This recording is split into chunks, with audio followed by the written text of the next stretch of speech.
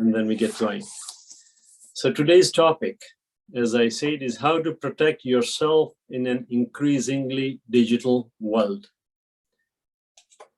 Yes, we live in a digital world, and not only do we need to increase our comfort level in this new environment, but we need to ensure that we continue to educate ourselves in this fast developing industry. Security of our devices and data is extremely important. Our presenter will talk about this and related areas. Our speaker, Zulfiqar Naushad, has been working with computers and devices since his childhood. In fact, he grew up during an era as the industry was developing. He has extensive experience on the field and is well qualified to address us on digital security.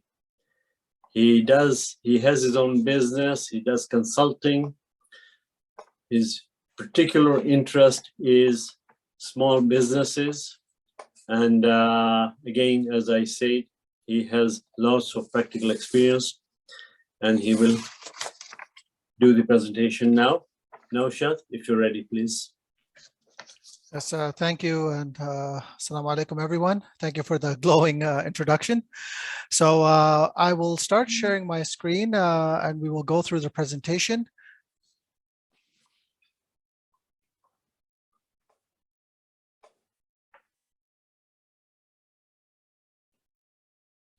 Okay, so again, the subject today is protecting yourself in an increasingly digital world. And as mentioned before, that this is not only applicable to, Canada and North America, but literally anywhere you are in the world. It applies, whether you are in North America, in Pakistan, India, or in East Africa. So the topics that we will be speaking about today are securing your accounts, malware, malicious, or the IT term is spoofed websites, unsecure transactions, as well as social networking. For better or for worse, social networking is a big thing, and there's a lot of people on it. So we're going to talk about the potential dangers and pitfalls of social networking. We're going to start with what I would consider as one of the foundational pillars for IT or cybersecurity, which is passwords and securing your accounts. So passwords are the key to your personal information. A password, think of it, it's akin to the key of your house. You don't want to give it to anybody. You don't want to have that key very flimsy or very weak so that somebody else can break in. So the idea is to have complex passwords. Another term to understand also is passphrases here. Passphrases, and passphrases are nothing but password, but in a phrase format. Okay, so the rule of thumb is always have minimum of 15 characters when possible. Always have uppercase, lowercase. Always have characters inside it. So for example, I'll give you a couple of examples. These are some of the passwords I have come across, in my IT field. You can see here, Hussein 786, Mohammed 1957, Mombasa 88. They even have 786110 or Ya Ali 786. While this might seem as a very secure password to you, something that's easy to remember, the easier it is to remember for you, the easier it is to crack for somebody else.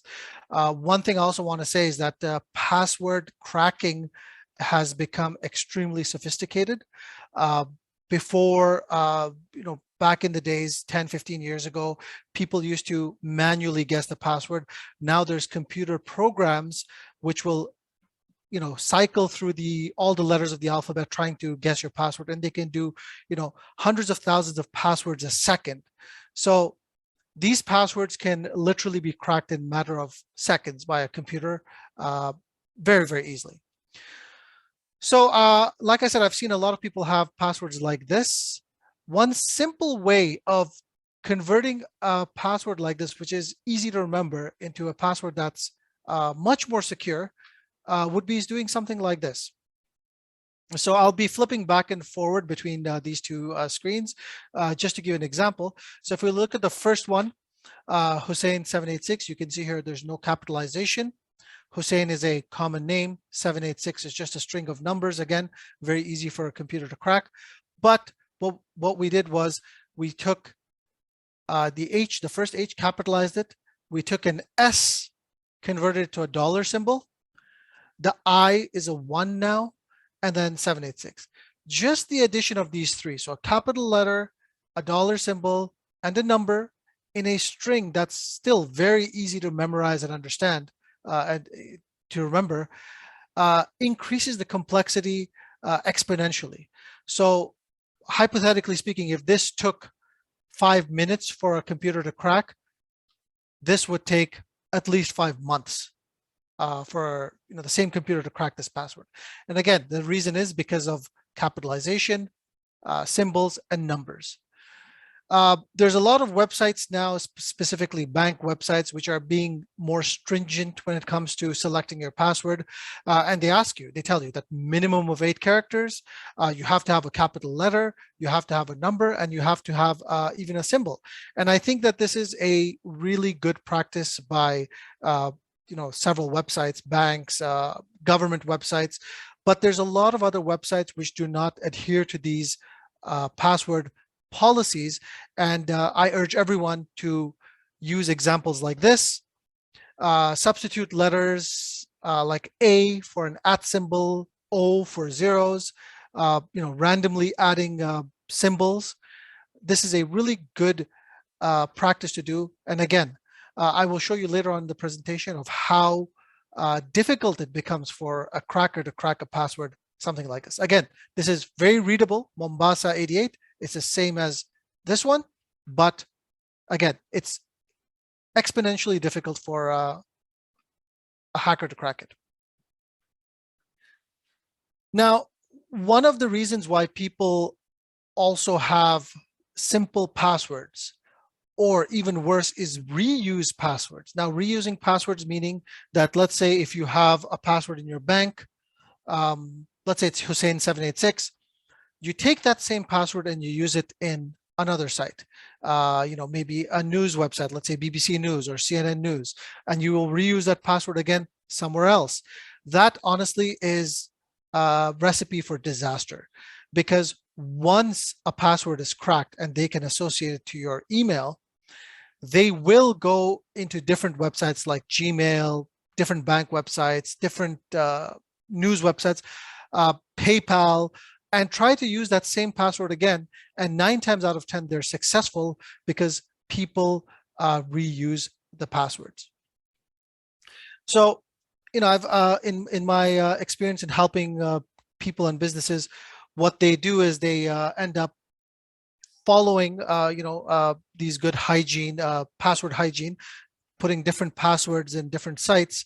But then there comes a point where they can't keep track of all of it simply because it's just too much, right? You have logins for Facebook, you have logins for your bank, your government websites, so on and so forth. You have probably 20 or 30 different sites you're logging into on a daily basis, and logically remembering 20 or 30 complex passwords is not easy. So they end up writing it down on a piece of paper, and that is also in itself a big disaster, because suddenly now that one piece of paper has all your digital passwords. And if that was lost or copied by somebody, I mean, it could happen. Somebody guest at your house is there, they see those passwords on the table, whip out their phone, take a quick picture, and then from the comfort of their home, they can log into your accounts and see exactly what you've been doing. So the solution to mass or a lot of passwords is password managers. Now, I use a password manager and I've gotten so used to it right now that I cannot live without it. In fact, I can hand on heart tell you that out of the couple of hundred websites I have logins for, I probably don't even know the passwords for most of them, simply because the password manager generates the passwords for me and it saves it for me. You might be asking that, well, what if I use a password manager and I want to log in on my phone? The good news is that most of the reputable password managers have apps not only on the PC, but also on your phone. You can have it on the tablet, and they're all synchronized together. So for example, if you created a new password and login on your computer, you have that password manager there, it'll synchronize it, and automatically now that password is stored on your phone also. So if you log in from your phone, you can, it'll automatically autofill that password for you. So this is what a password manager looks like. I personally use Bitwarden because I like it, but there's plenty out there and they all do the same thing. As you can see here in Bitwarden, you have your vault. You can save different logins, Amazon, Bank of America, say school, eBay, all these things like that. And it automatically, the minute you go to a website, it'll automatically autofill it for you from the password manager. So my advice to everyone is that I do understand that passwords can become vast in number of quantities, and it's very hard to memorize it. The best way to take care of this is through a password manager. Another very popular password manager is 1Password. Again, they have clients or software for PC, Macs, iPhones, Android phones, tablets, everything out there. But 1Password is paid. And in my opinion, it's money well spent, because $20 or $30 a year to secure your digital identity, to me, is worth its weight in gold. So again, don't be hesitant on paying for software like this, because it really does, it can save you in the long run. And 1Password is, Bitwarden is free, but that's not why the reason I use it. I actually pay for it, but I use it simply because I have been using it for many, many years and I'm familiar with it and I like it. But all of them they do roughly the same job, and pick whichever one you're comfortable with. There's trials available for a lot. Just download them, try them out, whichever one you feel comfortable with. I would suggest buying that password manager. So one of the beauties of a password manager is a password generator. So this is actually a screenshot from my computer, Bitwarden. It's got a built-in password generator here. And whenever I go to a site, I honestly don't even think of a password. I just generate a password. I give it the parameters here. So for example, in Bitwarden, I can say, give me a length of 14 characters, capital, lowercase letters, numbers, and symbols, and hit generate. And it came up with this password for me. Now, this is something I cannot memorize, and it's extremely hard to crack. This probably will take several decades for a hacker to crack this type of password. But the beautiful thing is that Bitwarden remembers this password for me, remembers my login address. And again, I just generate it, save it into Bitwarden, and then even if I'm on my phone, I can log in to that website. One really eye-opening website that, when I tell people they put in their passwords here and to check is Passwordmonster.com. Basically, Passwordmonster checks the strength of your password. And, just let's do a quick demo here. I'll show you, let's pick up the password we were looking at here. So something very popular like Hussein786. If I paste this in there, it'll take a computer about 10 minutes to crack this password. So if somebody of a hacker wants to crack your password, all it'll take them is 10 minutes to crack this password. Now, contrast this to Bitwarden. So I have a plugin for Bitwarden here on my browser. If I just hit generator and I copy this, and if I paste this in here, you can see here the number just jumped to 800 trillion years. So this is essentially, with the modern computing power, is uncrackable. Of course, it's also you cannot remember this, is too complex. That's why I use Bitwarden. And you can see here in my vault, I've got 597 logins in here. So again, I don't claim that all my passwords are generated via Bitwarden, but I would say a vast majority of these passwords are generated, and they're all like this. They look exactly like this. So you can see the difference. Now, if we go back to our presentation, let's just copy this again, paste this here. You can see that, very basic password, Hussein 786 takes about 10 minutes to crack. However, if we just, spice it up a little bit by adding caps, capital letters, $1, the same password now takes 1 hour to crack. So you can see it exponentially rose. So from 10 minutes to 1 hour. But again, this is still not very secure. You could easily make this more secure by just, doing something simple like that. Okay, or, put question marks. The more complex you make it, the more characters it has, the more symbols it has. That's what really slows down a computer. Again, you could have a string of maybe 200. As long as it's alphabet characters, those are still very easy to crack for a computer because, like I said, it's all automated, and computers these days are very, very powerful. They can do, hundreds of thousands of passwords a second.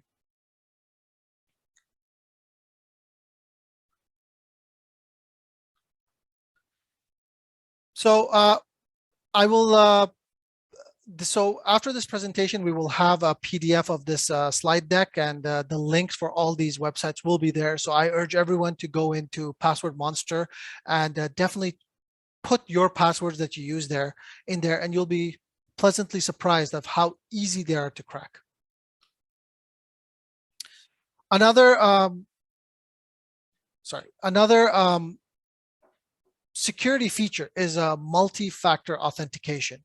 Multi-factor authentication is very simple. It means that you have to supply multiple information to be able to log in. So for example, you need to provide your email, you need to provide your password. That's your first layer. You hit submit. Then, as you can see, at least in my bank, even though I log in, it'll send you a text message on your phone saying, now put in this 5-digit or 6-digit number, random generated number into that box, and then it lets you in. So whenever you see an option on any site for multi-factor or two-factor authentication, sometimes it's called two-factor authentication, my suggestion is always enable it. Yes, I understand it's a slightly annoying because you want to log into your website, do your work, but then it slows you down because you have to now wait for that text message to come in, look at the text message, plug it in, and then log in. But this is another layer of security that's added there, that even if a hacker or somebody has access to your email and password, they still can't log in simply because they need that randomly generated 6-digit number. Now, one side effect, a positive side effect of multi-factor authentication is that you get SMS alerts for those to add a code. And that is also a warning for you that your account's being hacked. So for example, I have a multi-factor authentication on my Instagram account. And I noticed a couple of days ago that, I got a message saying, please put this number to log into your Instagram account. So I said, wait, I'm not logged. I am logged into my Instagram account on my phone, and I haven't logged in a couple of days. So then it was actually somebody who was trying to hack my account and trying to log in, but the multi-factor authentication stopped them in their tracks. If I didn't have that multi-factor authentication, they would have already accessed my account, and who knows what would have happened. But because of multi-factor authentication, I got a notification to add the password, but that gave me warning that, oh, somebody is trying to log into my account. So what I did was I went again to my password manager, regenerated an even stronger password, and updated it in my Instagram. So hopefully that explains a lot about passwords and the importance of having secure passwords. We're also now going to talk about securing your devices, because your computer or your cybersecurity is a multi-layer, multifaceted approach. Passwords, two-factor authentication, password managers is just one piece of the puzzle. The other piece is securing your devices. So I've seen a lot of people who defer or don't like to update their devices. Apple comes up with a new update for their phones. Android, Samsung has a new update. Windows has update. Your Mac will have updates. And I see a lot of people, because they're like, you know what, everything is running fine, let it be. And I think that that is the absolute wrong mentality to have, because an update does a couple of things for you. One is that it actually gives you additional functionality. 9 times out of 10, an update will bring new functionality. An update will fix broken functionality. So for example, you know, with Apple, you can see here very clearly that iOS 15 includes support for MagSafe battery pack. So that's a new functionality. Shared credit limits, that's a new functionality. Other improvements, which is a new functionality, and bug fixes for your iPhone. Again, exploits or hacking vectors are everywhere, and sometimes even Apple might not know about it, but they find out later. So what they do is then they patch it and they send out updates. Same thing goes with Windows. Windows updates fairly regularly. So my advice to everyone is, whenever you see an update specifically for your operating system of your device, whether it be a computer, tablet, laptop, or an iPhone, update it immediately, as quick as you can. Application updates are also very important. You know, for example, if you look at your phone, if you have an iPhone, I sometimes see a lot of people who have, I will show you here, the App Store with you know, red bubble of 5, 10, 15, 20, 30 apps that need to be updated. And people, you know, kind of brush it off. They're like, you know, my Facebook is working, my Instagram is working, why do I update? Again, that's also very not a very secure approach. The right thing to do is always keep it updated whenever you can.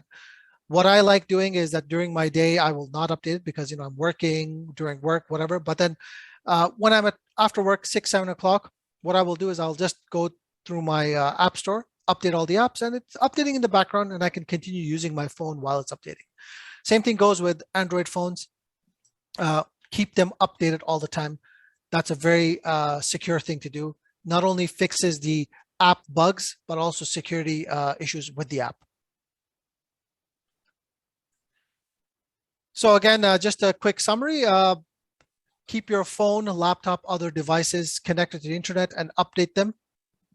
Update your system or software as often as possible. Now, I'm not saying do it on a daily basis. Don't need to be paranoid about it, but at least I would say once a week is a good practice to do. We're going to talk about email security, because email is still very popular. There's last time I read, the statistic was that there's about 50 billion emails being sent every single day, every day. So as you can see, that the number is quite large. And unfortunately, the majority of these emails are all either spam or hacking or phishing attempts. So I will go over a little bit about email security. So first things first is, do not use emails from your ISP. So if your email ends with rogers.com, bell.ca, techsavvy.com, that means that you're using the email that's provided by your internet service provider, the ISP. The reason is, it's not about security. It's more of a philosophical reason. Let's just say, so at my house, I use Rogers. My Rogers internet comes with, I think, 5 free email accounts. But the problem is that once I start using my Rogers email account, let's say if I have zulfiqar.naushad@rogers.com, I start using it 1 year, 2 years, I use it. Everyone now knows my email address. All my banks know it. The government knows it. I get, you know, CRA updates through there, all these things. What happens then is, let's just say I want to switch away from Rogers. Let's say Rogers is too expensive or their services become bad, and I want to move to, let's say, Bell. Now I won't be able to easily, because now my email is tied with my ISP. If I cancel my Rogers subscription, my internet subscription, that means that email also goes away. So to me, that's it's a way of these ISPs to kind of hook people and keep them on there. So my first advice is avoid using emails from your ISP. Pick a reputable email provider. Gmail, Outlook.com, and Proton Mail are my 3 picks. I personally use a Proton Mail for my personal emails, although I do have accounts with Gmail. But Proton Mail is really good because it's secure. Everything is encrypted end to end. Even the data on their server is also encrypted so that if anybody, let's say, hacks their server, whatever they pull out is all encrypted and they cannot decrypt it easily. So again, my advice is do not use email addresses from your ISP, and for that matter, iCloud. So whenever you buy a new Apple device and you set it up for the first time, it'll ask you for your Apple ID. And if you do not have one, it will tell you create an Apple account. So you'll get me.com or iCloud.com. Again, the issue with that is that it locks you into one particular vendor. Let's just say today you're happy with Apple, tomorrow you're not, you want to move to Android or some other phone.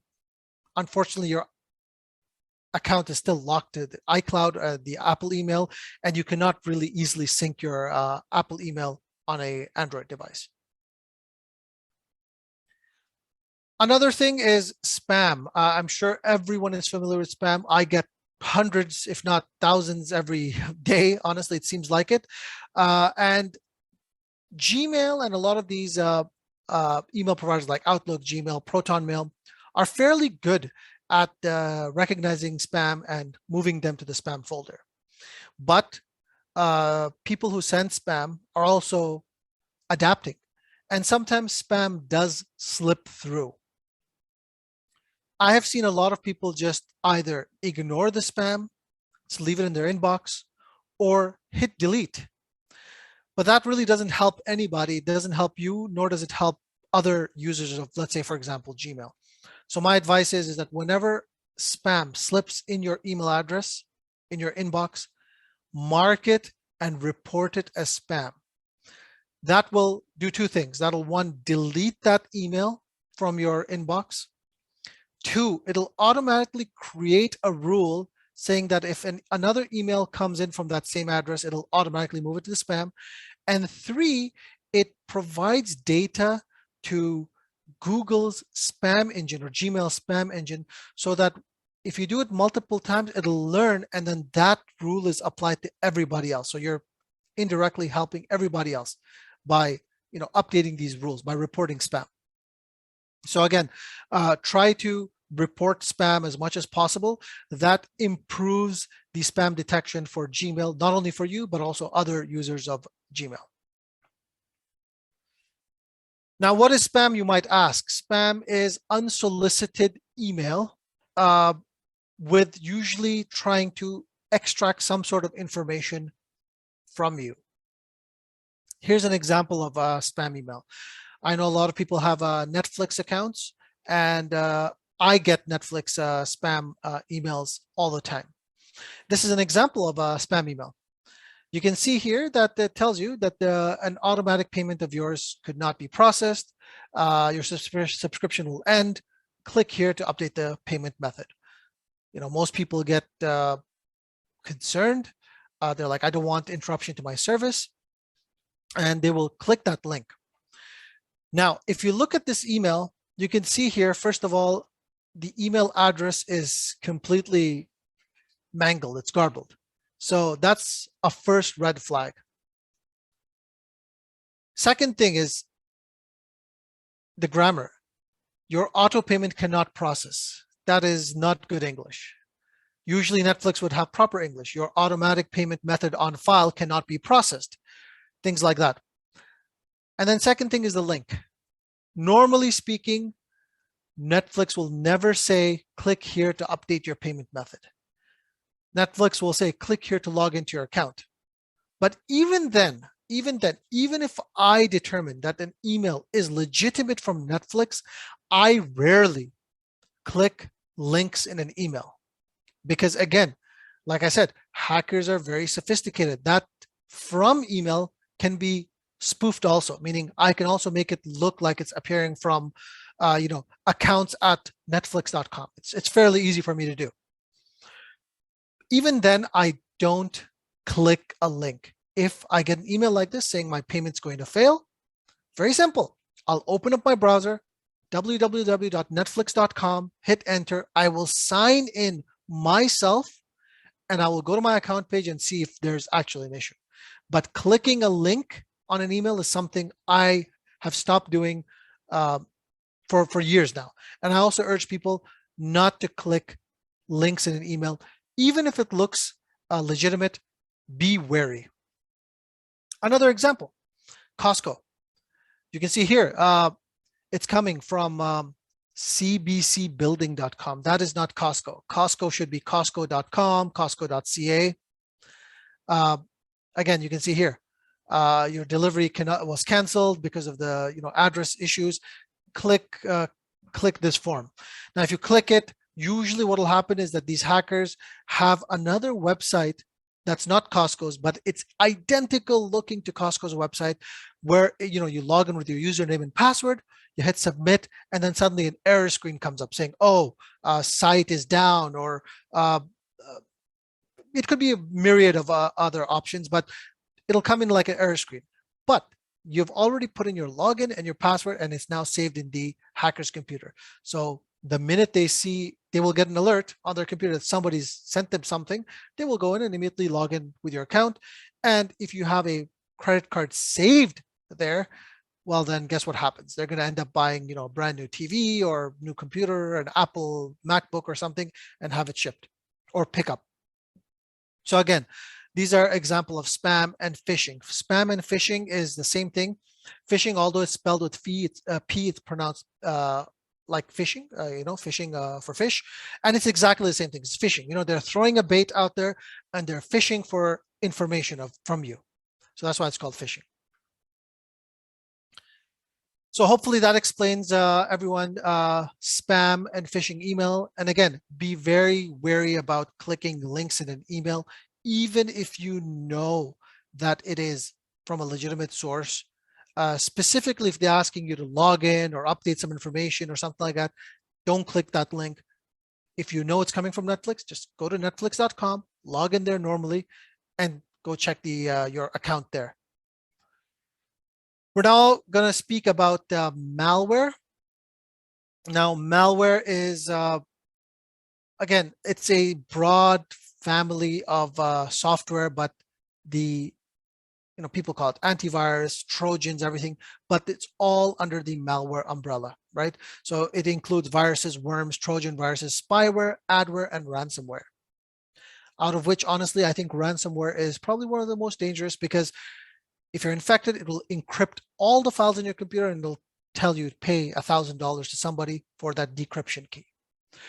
Now, malware is a scourge. It's a big scourge. And what happens, how malware happens is that people go to unscrupulous sites. Or let's say you're in a WhatsApp group. You have those WhatsApp chains. Oh, click here for a chance to win something from Amazon, or Amazon is giving away iPod headphones. Click here to have a chance to win. 9 times out of 10, Amazon is a business, not a charity. They're not going to give out headphones for free to anybody, especially random people. That's point number 1. Point number 2 is that those sites usually have some form of either malware, worms, viruses inside there, and you could get infected as simply as going to that website, depending on which browser you use, whether you have your browser updated. Again, the importance of updating Windows and your phone. Just the act of going to that website can put a malware on your computer. So people ask, what's the best way to avoid malware? Very, very simple is buy and install an antivirus software. I am a veteran. I'm a seasoned veteran of IT, but I will show you here that I still use antivirus. That's my antivirus right here. You can see Zulfiqar Naushad. So despite knowing about IT, despite being more vigilant than say people who are not IT savvy, I still add another safety net, which is an antivirus software. So you might be asking, what antivirus software should I use? First things first is avoid free antivirus. There's a lot. If you go onto Google right now, your search engine, and you type in antivirus software, I can guarantee you that one of these three will pop up the first: Avast, Avira, or AVG. And they all have free editions. I can assure you that the free edition is useless. It is doing nothing for you other than slowing down your computer and just giving you a false sense of security. In my business and my industry, in the corporate world, nobody uses these antiviruses. These are, I would say, consumer level antiviruses. But these ones listed here, these four, there's many more, but these four I've listed because they have a home edition. There's others that are better, arguably better, but they're only for corporate. Stick with these ones. And unfortunately, they're paid. However, that being said, it's not expensive. So I bought Bitdefender. I think I paid $30 for 3 devices, okay, per year. Just $30 for 3 devices. I have it installed on my desktop. I have it installed on my laptop and my kid's computer upstairs, just through one subscription. So $30 a year is peace of mind for me that, okay, despite having all these security that I do myself, like my human security, I still have another layer that's taking care of me. And it has found viruses on occasions. Sometimes some client sends me a file. It's coming from a client, trusted source, but Bitdefender picks it up and says there's a virus in there. So again, pay for it. Paying is definitely worth it. Free is not effective and or good in my experience.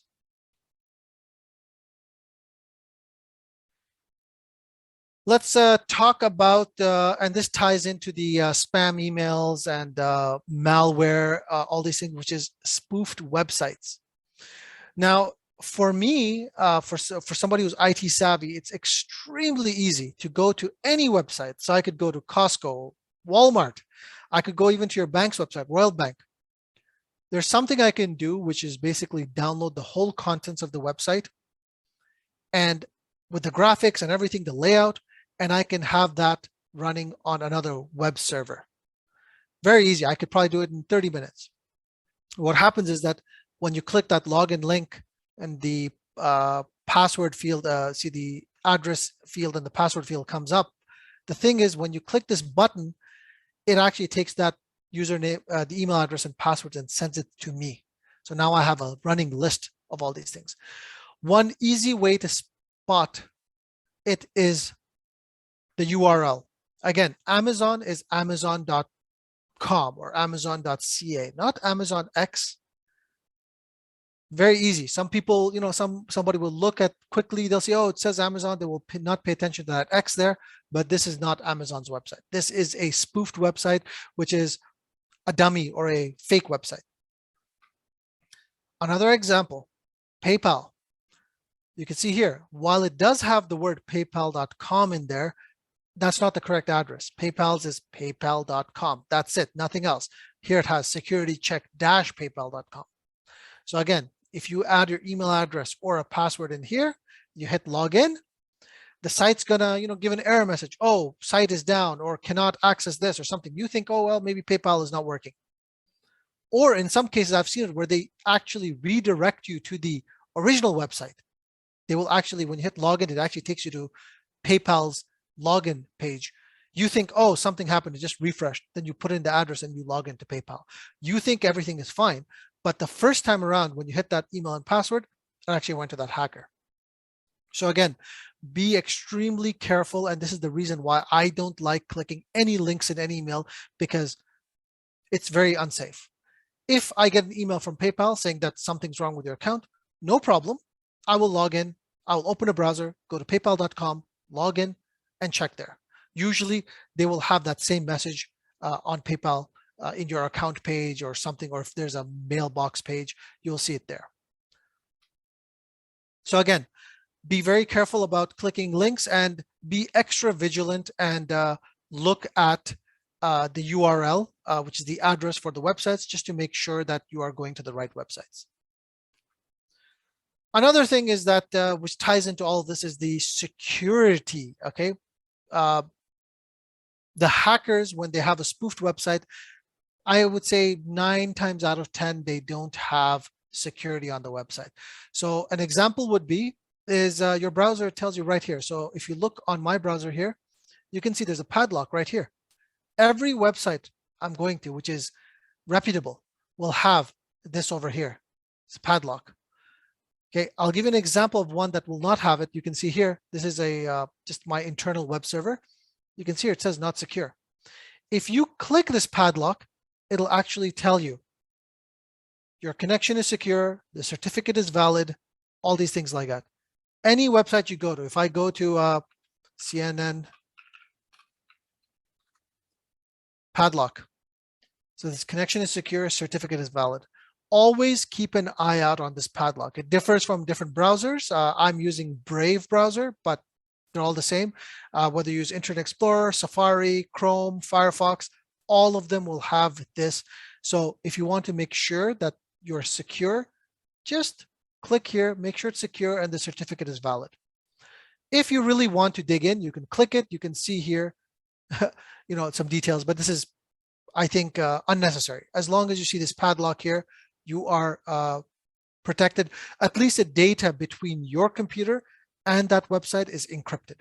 That's all that means. It means that if anybody intercepts that data, sure, they might have it, but it's encrypted. They would need that certificate and decryption key to do anything about it.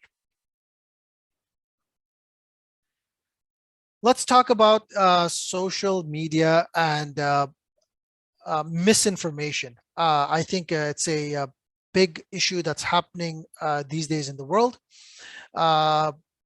With COVID and the pandemic, everyone being home, social media use has exploded, since people really can't meet as they used to in the larger groups. You can see here we're doing a virtual meeting. People tend to gravitate towards social media to stay in touch with family and friends. And social media by itself is nothing but a tool. It's neither good nor bad. It's how you use it and how you consume it, which makes it good or bad. As you can see in this infographic here, the seniors, older people are now really starting to use social media. It's an easy way to stay in touch with family, friends, their children, grandchildren, all over the world, whether you have family in US, Canada, back in Asia. You can stay in touch with them and kind of keep in touch and know what's going on, and also tell your family and friends of what's going on with you, what you are doing. But at the same time, social media security is paramount. A lot of people sign up to Facebook accounts and they don't know that by default their accounts are public. If I search for your name, I could find your account and I could see your pictures, your posts, your friends, like who you have befriended on Facebook. I can go look at their accounts, and if they don't have the security, everything is visible. So my advice is that, yes, use Facebook. It's something that is part of everyone's lives now, but at the same time, understand how to use it properly. Go into the Facebook privacy settings and ensure that your account is locked down. Only people you have invited or who are your friends can see your pictures, your posts, your information. There's no need to advertise this to the world. And again, you don't know who's on the other side of the screen. It could be you're sharing it with your family member. You think I'm sharing with my family member. However, nothing is guaranteeing you that their account's not hacked, and the person on the other end is actually your family member or a hacker who has access to their Facebook account. So be very vigilant. Do not put personal information like your phone number, your email address, home address, work details, your children's school. Make sure you, whenever you post pictures, try not to put too much revealing pictures, information. If your account, again, is compromised, people can really find out about you. And do not put any bank, credit, or debit card numbers on Facebook at all. Okay, even if it's via messenger chat, chatting with your friends or family, do not type that information on the internet through Facebook. If you want, pick up the phone, call them, verbally tell them, but never ever type anything because you never know. Also, make sure that you do not boast or brag about on Facebook, especially if your account's public. So for example, vacation details, big purchases, events, that'll let criminals know your address. There's a case where I read on the news that somebody in the US, they bought a brand new car, like a nice sports car. They were showing it off on Facebook, and they clearly had, like a selfie picture of that nice sports car. Behind them, they had their house number. Next thing you know, within a week, the car was stolen because the account was public. Thieves found out exactly where that car is. They went, stole it, and done. So again, you have to be very, very careful about what you put online on social media. And this applies to not only Facebook, but also Instagram, Twitter, basically all social media platforms. Another thing on social media, which I'm seeing and it's concerning, is take, for example, the WhatsApp chain, email chain I told you about. Amazon's giving away free headphones. If it's too good to be true, it probably is.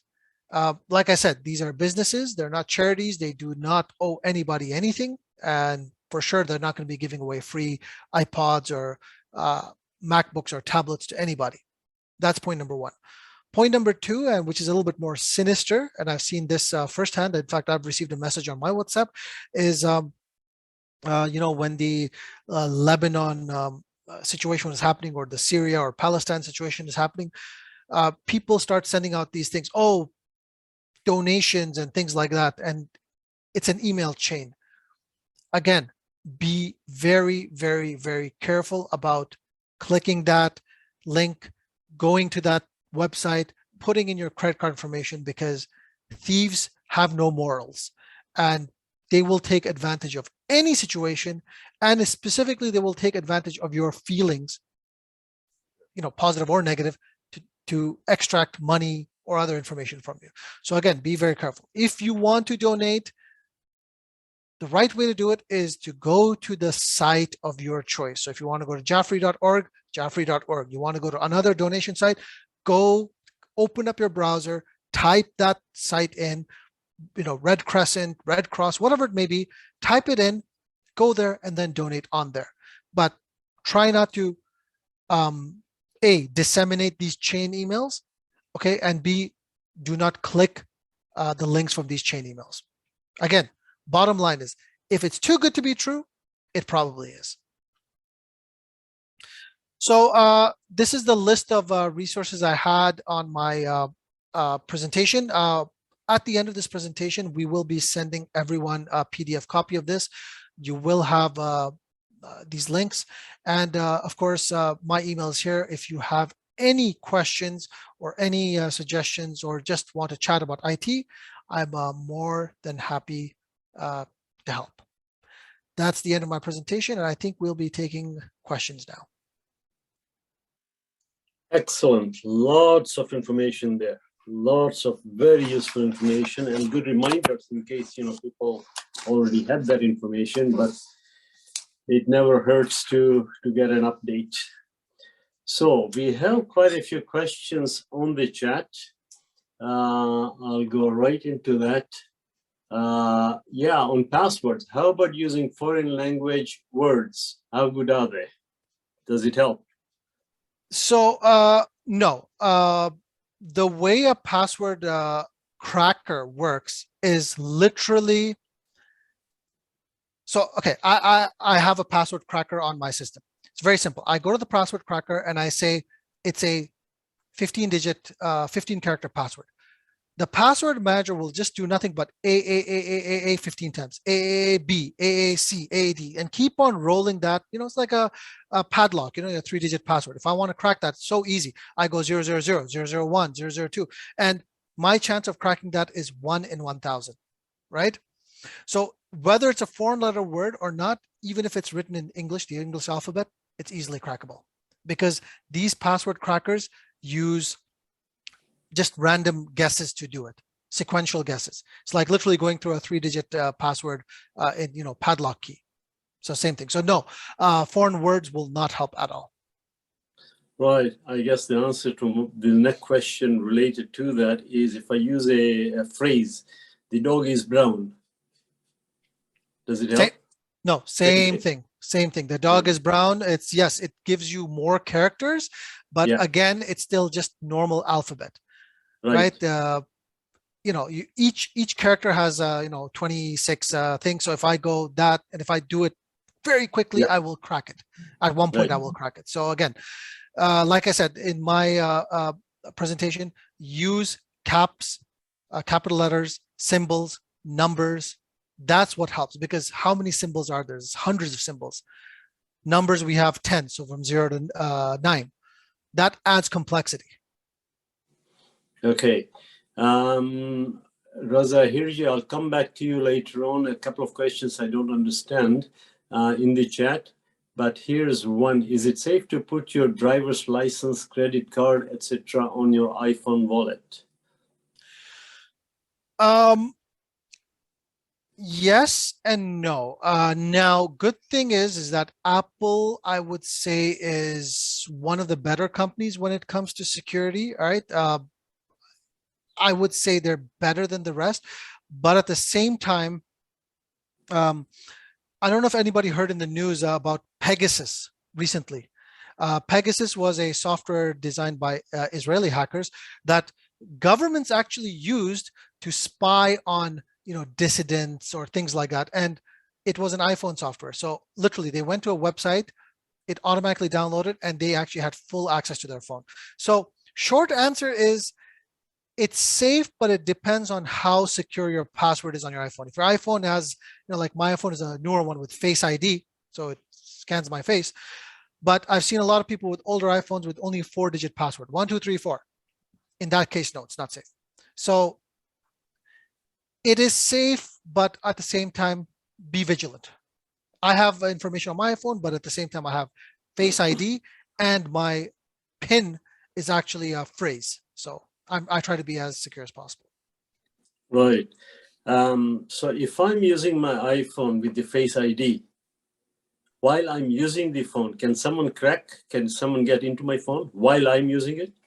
No. Because no. Okay. Yeah. All right. Phones in general are more difficult than PCs, but I would say Apple is better than Android when it comes to security for the most part. Okay. Not by much, but it is slightly better. All right. You talked about password managers. How does one change all the passwords at one go? Any easy solutions? Yes. So password managers will. Okay. So when you use a password manager and you log in to a website and you save it, the beautiful thing about password manager is that it automatically does a scan in the background to see if your password is weak or not. And it'll give you alerts saying that, oh, these passwords are weak. And it will allow you to click and it'll take you to the login page where you can actually change the password. So all in one go, not an easy solution, but if you start using a password manager, it makes it easier. So if I'm a new user, at the moment, I have different passwords for different accounts and all sort of, which you would hack in a few minutes. But if I go into one pass manager or one word or whatever, right, one of those programs, the first time I use and I put my bank account or number or whatever, the password, at that stage, I set up the password manager, right? Yes, exactly. That's and then the more you add in, so like you saw, I have about 500 passwords. Bitwarden regularly, I think once a week, goes through all my passwords and sees if anything is wrong with it, right? Whether it's weak, whether it's been hacked, or whether it has intelligence about it being hacked. And it tells me, oh, this password is suspect. We recommend changing it. And that's how I did it. So initially, before I started using Bitwarden, I was like everyone else. I probably had about 5 or 6 passwords, 7 passwords that I remembered, and I would reuse them everywhere. Oh, this site has this site has that, this site, but they were all the same passwords. The more I started using Bitwarden, the more it alerted me. And it's not an overnight thing, but it takes time. But with due time, in a couple of months' time, it will tell you about it, and then you will change it, and you'll become more secure. So unfortunately, It's not an overnight thing, but it will take time. So once I get Bitwarden and I do the first account, and the next time I go into another bank account or Amazon or wherever, at that time I can update or that password, right? Yes, you can. Yeah. Right. Okay. So that's the way to go, I guess.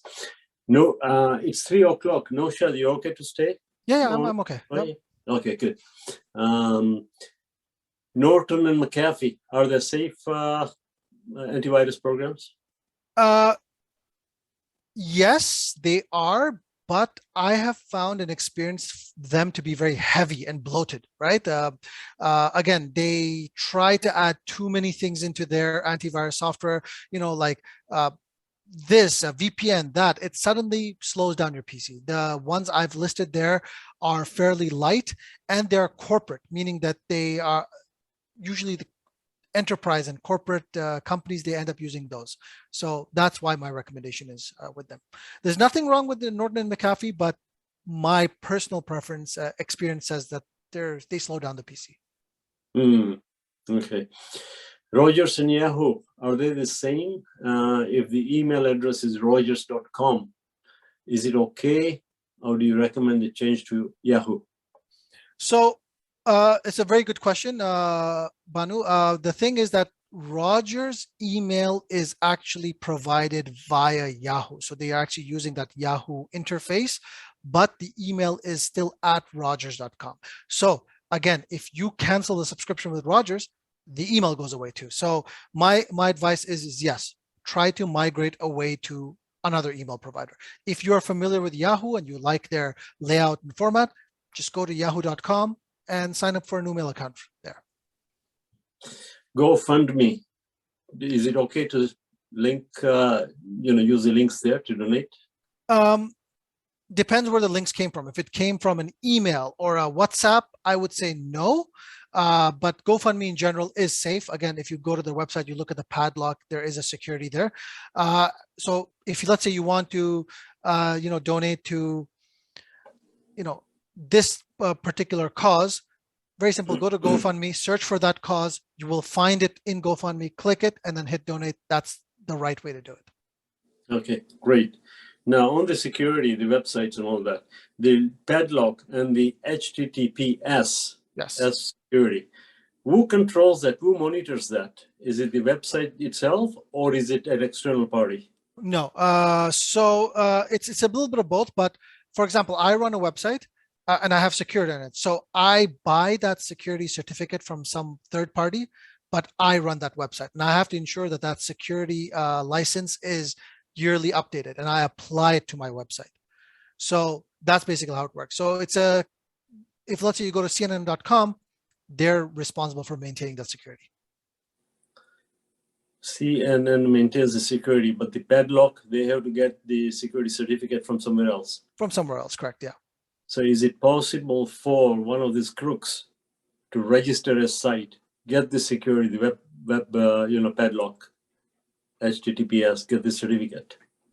Not for CNN.com, but they could have news-cnn.com and have a padlock for that. But again, when I showed about the spoofing, same thing applies. Is that if the website URL is cnn.com, then no, I would say it's CNN and it's fairly safe. But if you say news-cnn.com, yeah, I mean any site can have a security. Security doesn't mean that it's it's authentic. It just means that if you're going to cnn.com, make sure it's there. If you're going to, let's say, click a link that's taking you somewhere to donate or pay, just make sure that padlock is there. Make sure that the URL looks legitimate. Okay. The reason I was asking was, with reputable, sort of well-known companies, it's okay. But if you're buying something from someone which is, not your regular supplier or whoever, the first time round, and you see an unusual product or something being advertised there, and then you see the padlock and you see the HTTPS, right? Yeah. Yeah. Yeah. Okay. All right. Getting a bit technical there. Is it a time-consuming process to change your email address? How do you ensure that all your previous contacts get informed? Uh, Yeah. it can be, so there's no easy way to migrate your email address, but there are tools to do it. But in the, long story short, it is fairly time consuming and complicated. So that's why I suggest that, I tell anybody who's getting internet from Rogers Bell is I tell them do not use their email addresses. Stick to a third party, which is independent. Gmail is Gmail. No matter whether you use Bell, Rogers, Tech Savvy, your Gmail address still exists, right? But when you tie yourself to an ISP, later you want to leave, then you're like, oh, well, what'll happen to my email now? What'll happen to my email now? That slows you down. That's detriment for you. Right. Okay, I don't see any. Oh, here's a good comment from Zeb Jiva. Thanks to Zulfiqar, presentation has been most helpful. His background is IT, but it was a good learning for him as well. So there you go, Zul. Yeah, thank you. That's a great compliment. Yeah. Okay. I would like to answer one question, which I don't think we Sure, got to, go which ahead. is from Raza Hirji. Yep. Yes, He's saying I'm that he's looking forward to concerned Raza. about the app tracking your movement, especially Google. That's a very, very, very good point. Now, I want everyone to understand that when I say you, I mean your digital presence online is worth something for somebody.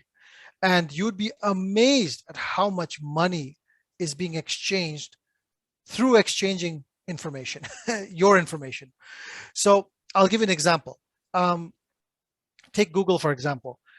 If you have Chrome browser, they're tracking your every move. Have you noticed something that, let's say you go, oh, I want to check this new pressure cooker, the Instant Pot.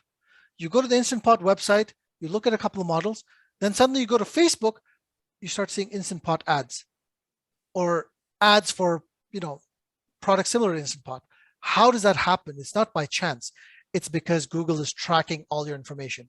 It knows. What happens then is it sells that information to advertisers so that they can sell ads or serve ads to you.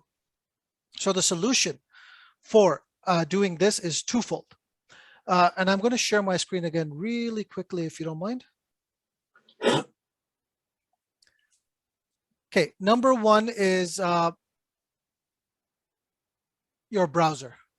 I use Brave browser. Brave browser is actually a very secure browser. So I'll give you an example. If I go to cnn.com, you can see here that Brave has just blocked 47, 51, 54 tracking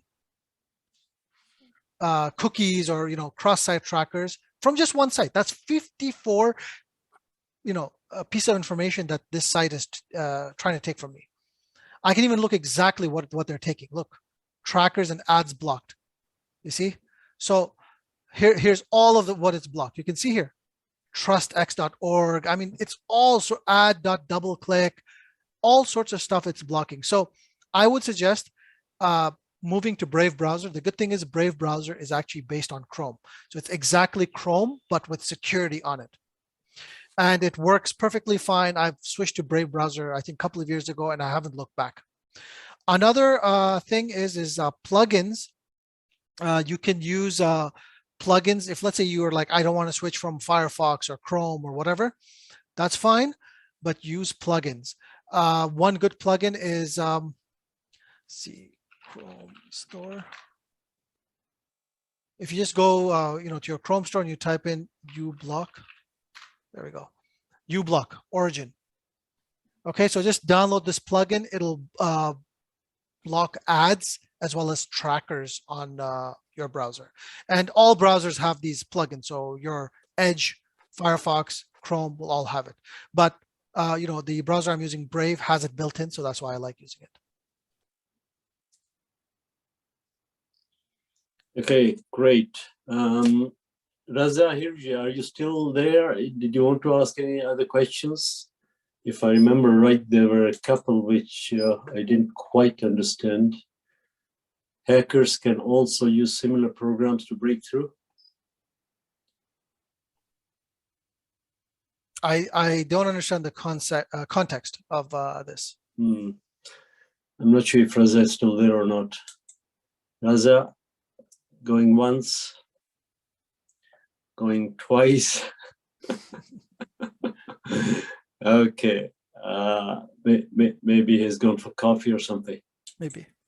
Maybe, right. Okay, well, that is great. So 12 after 3. Naushad, lots of useful info and tips and tricks and whatever. Thank you so much. We will share the slides. We will share the recording with Zulfiqar's permission.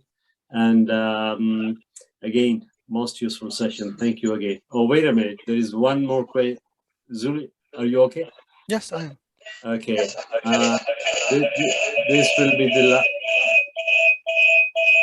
will be the last one for Nasir Jafar.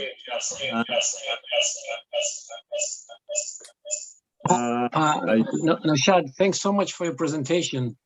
With regards to surveillance capitalism, which you touched on a little bit, and relative to password manager, with the selling of data and information, so on and so forth, to include the Cambridge Analytica issue, Pegasus, where do you see this going?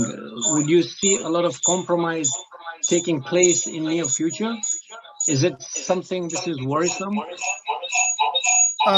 So I think that it is extremely worrisome, and there's a lot of echo. I think, Raza, can you go on mute, please, for the time being? Okay, sorry. Okay.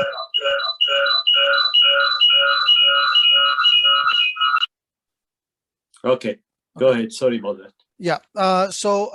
Like I said, I mean, your digital information is worth something to somebody, whether it be a hacker, whether it be a legitimate company. Like I said, give an example of Instant Pot, is so on and so forth. And the more you're online, the more your presence is online, the more worth you are. So again, it is an issue already, and I see it as becoming a bigger issue. The only thing you can do is minimize your exposure. That's the only thing you can do right now. It's akin to having a house, right? Your house is a target for so many people, whether it be legitimate or crooks. But what do? You have security systems. You have, like that sign on your front lawn saying protected by ADT or something, deters them. Same thing when it goes to telemarketers. Some places have, say, no soliciting. So you can do things like this for your digital presence, which is, like I said, password managers, good passwords, using Brave browser or plugins that block your cookies and cross-site traffic. But in the end, this is something we have to live with and just minimize it. That's all. Is there any market or anything where I can sell my digital information directly to these Amazon and Google and whoever wants that information? Well, that's legitimate information, and I mean, you can't sell it, but the fact that you are using Amazon and Google, they're already collecting it. In fact, they're selling it without even you knowing. But you brought up an interesting point. People have heard of the dark web, or those terms. It's very easy, but there's a section of the web where you can go in through a Tor browser, and I can go into websites which actually have a list of all the exfiltrated passwords, login and password for people, and I could buy it. They sell it by thousands. So they say, oh, 100,000, pay $100, like 100,000 list of login and password, $1,000, very easy. I can take that, and for example, I can run it through my computer, log in. If all I need is just one hit with a valid credit card, I can order 10,000 worth of stuff. It's very profitable. Right. Excellent. Okay, Raza Hirji, absolutely last question. So go ahead, unmute yourself and ask the question, please. Yeah. Can you hear me? Yes. Yeah. Yeah, thanks for your presentation, Naushad. It's been very, very helpful to me. And the question that you did not understand had to do with the concept of that the thieves are smarter than the police. And as you said, the password managers are the police, but the thieves are even smarter. So how do you protect from that concept? Because the hackers can even maybe do even better than the password managers. That's how I was thinking. That makes sense? It does, and you brought a very good point, because the password manager itself has a password. For me to Yeah. access my password manager, I need to give it a password. Now, here's the thing, but that's one password I remember, and I make sure it's very complicated. If you want to log into my password manager, it is, I think, it's a phrase. It's like a 30-character phrase, all sorts of stuff just to log in. But that being said, the password manager also has two-factor authentication. I'm just showing you something really quick. So there's an app I downloaded on my phone. It's called Authy, and you can see here. There we go. Well, it's a little bit blurred, but see if I can disable my background. None. There we go. So you can see here that it's generating a random number for me all the time. And same thing. So for example, I run the Crescent Village website. I can give you my login and password right now and be completely safe, because here's the thing. There's a 6-digit number there we go. You can see it. That's every 30 seconds being randomly generated. So even if you had my login and website password for the Crescent Village website, if you don't have this number, you don't have my phone with that number being generated, there's no point. So again, for the password manager is try to use two-factor authentication, use the tools that are available for you. Okay, thank you so much. Thank you. No problem. Zulfiqar, so in the closing minutes, seconds, I should say, once again, thank you so much for all the information you shared with us. Very useful and lots of good questions. So I appreciate all your time, and I know you're fairly busy, and you made a special effort to join us.